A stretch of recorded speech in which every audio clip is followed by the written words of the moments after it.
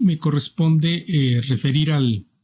artículo 9 de la ley aprobada en mayo pasado. Este artículo 9 abre el capítulo 3, como ya se ha dicho, que refiere a los fines, principios y bases de las políticas públicas. En los tres anteriores, que referían al problema de las obligaciones, también tiene una estructura cuyo primer artículo de esos tres es el, digámoslo así, principalista o de apertura, con una mayor generalidad, y otros dos que van delineando, digamos, el carácter de esas políticas públicas. Este artículo 9 integra entonces con los dos siguientes, el 10 y el 11, el capítulo de fines, principios y bases. Es muy importante este artículo y muy sintético, y se integra dentro de toda la perspectiva general de garantizar el acceso a la pluralidad que integra nuestra nación, del acceso a la ciencia,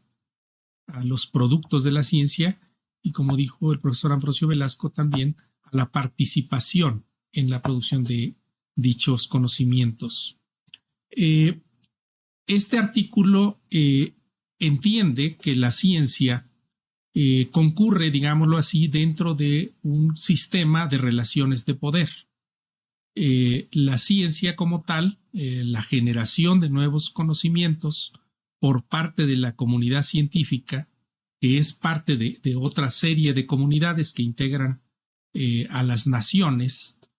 a los estados, digamos, están desarrollando su actividad dentro de ese conjunto de relaciones de poder. Por esa razón es muy importante el modo en el que está definido ese fin o esos fines en el artículo. Voy a leer una parte del mismo, la primera, que dice aplicar una parte que es tractado, aplicar políticas públicas dirigidas a realizar, fomentar y apoyar la formación, investigación, difusión, divulgación y desarrollo de proyectos en materia de humanidades, ciencias, tecnologías e innovación. Quizás hubiera sido necesario explicitar aún más en el sentido de los proyectos individuales o colectivos, interinstitucionales, de tal manera que el otro principio que anima la ley también de un fomento a una investigación no solo de carácter interdisciplinaria o intercultural, sino también acercarse a esa finalidad de la noción de lo transdisciplinario como integración de otros saberes. La segunda parte del artículo es no menos importante, que yo he extractado, donde dice contribuir al avance del conocimiento universal, al fortalecimiento de la soberanía nacional, al desarrollo integral y sostenible del país, al bienestar de las generaciones presentes y futuras y a la preservación, pues, del ambiente y de los objetivos constitucionales del Estado. Como se aprecia ahí, se plantea no solo la cuestión, podríamos decirlo así,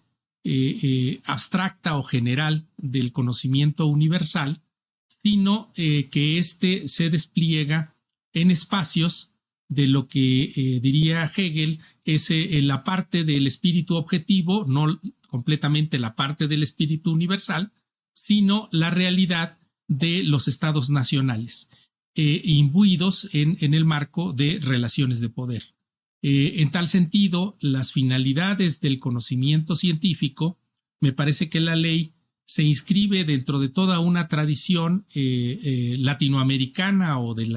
desde incluso de la ciencia periférica, por algunos denominada, que plantearía la opción por la autodeterminación nacional y la construcción de políticas públicas dirigidas a esa consecución de un fin tan pertinente en las realidades que vive el mundo actual. Las situaciones que tienen que ver con el acceso a las energías, con la preservación del ambiente, con la consecución de una política pública que vaya dirigida a la paz y la justicia como objetivos constitucionales del Estado o los que enmarca el Plan Nacional de Desarrollo, plantean justamente esta condición del saber, de un saber científico situado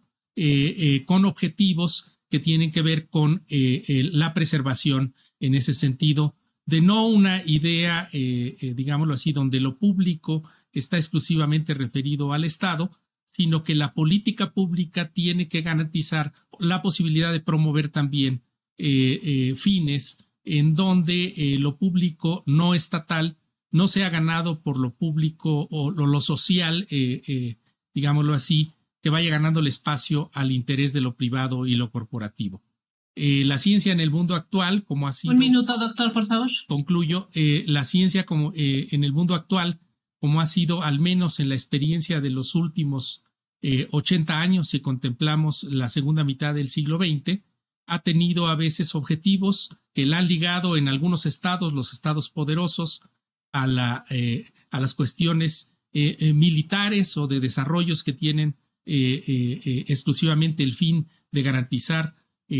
su lugar jerárquico dentro de las relaciones de poder. En el caso de los países como los nuestros, debemos aspirar justamente a ese otro aspecto que está señalado y que creo que es el núcleo del artículo 9, la garantía de la soberanía nacional. Y en ese sentido me parece que el abrir los fines de ese artículo con ese principio también hace un contraste con lo que era el espíritu de la ciencia anterior, de la ley anterior, girando en torno al concepto de innovación, que planteaba más bien fines en donde parecía que la actividad científica corresponde a sistemas cerrados y no a sistemas abiertos, interactivos, dentro de el conjunto y el proyecto de garantizar un programa nacional o un proyecto nacional que tenga posibilidades de vigencia en un mundo tan problemático como el que estamos viviendo. Muchas gracias.